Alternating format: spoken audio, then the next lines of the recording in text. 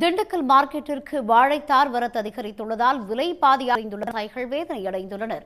இணைக்கிறார் செய்தியாளர் ஐயப்பன். நிச்சயமாக திண்டுக்கலை சுற்றியுள்ள புட்டத்தாவரம்பட்டி, வெள்ளோடு, சின்னாலப்பட்டி, வேடசந்தூர், ஒட்டஞ்சத்திரம் இது போன்ற பல 50க்கும் மேற்பட்ட கிராமங்கள்ல வாழைத்தார் பயிர் செய்வது வழக்கம். விவசாயிகள் பயிர் செய்வது வழக்கம். இங்கு விளையக்கூடிய வாழைத்தார்களை திண்டுக்கல் ரயில் நிலையம் அருகே உள்ள சிறுமலைச்செட்டு பகுதியில் ஏலம் மூலமாக விவசாயிகள் விற்பனை செய்வாங்க. இங்கிருந்து திண்டுக்கல் மாவட்டம் மற்றும் சுற்றியுள்ள மதுரை, திருச்சி போன்ற வெளி மாவட்டங்களுக்கும் வியாபாரிகள் வாங்கிட்டு போவது வழக்கம்.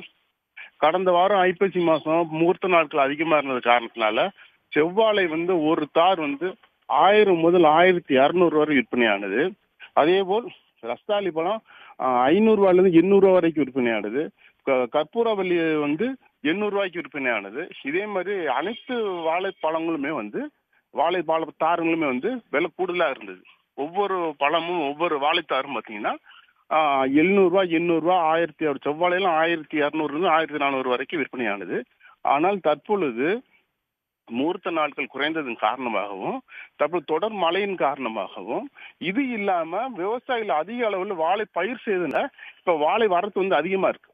இதனால தற்பொழுது திண்டுக்கல் மார்க்கெட்டுக்கு பாத்தீங்கன்னா வாழை வரத்து அதிகமா இருக்கு. சராசரியாக ஒரு வியாழக்கிழமை மார்க்கெட்டுக்கு முதல் 3000 தார்கள் தான் விற்பனைக்கு வரும். ஆனா தற்பொழுது எடுத்துக்கிட்டீங்கன்னா 1000 தாருக்கு மேல விற்பனைக்கு வருது. அதனால பாத்தீங்கன்னா வாழை வரத்து அதிக விலை பாதிக்கு பாதியா குறைஞ்சிருக்கு. போன மாசம் ஒரு செவ்வாழை வாழைத்தார் 1200 ரூபாய் விற்பனை ஆகுது. அது பாத்தீங்கன்னா 600 ரூபாய் 700 ரூபாய் தரத்தை பொறுத்து 600 ரூபாய் 700 ரூபாய் விற்பனை ஆகுது. இதே நாட்டுப்பழம் பாத்தீங்கன்னா 250 ரூபாய் 300 ரூபாய்க்கு விற்பனை ஆகுது. 70 ரூபாய்க்கு ஒரு தார் 70 ரூபாய்க்கு விற்பனை ஆகுது. இதே போல கற்பூரவல்லி வரத்து அதிகமா இருக்கு. கற்பூரவல்லி வரத்து அதிகமா இருக்கனால 300 ரூபாய்க்கு விற்பனை ஆகுது. 200 முதல் 300 தரத்தை பொறுத்து 200 முதல் 300 ரூபாய் விற்பனை ஆகுது. இதனால பாத்தீங்கன்னாக்கா வாழை பயிர் செய்த விவசாயிகளுக்கு பெரும் நஷ்டம் ஏற்பட்டுள்ளது.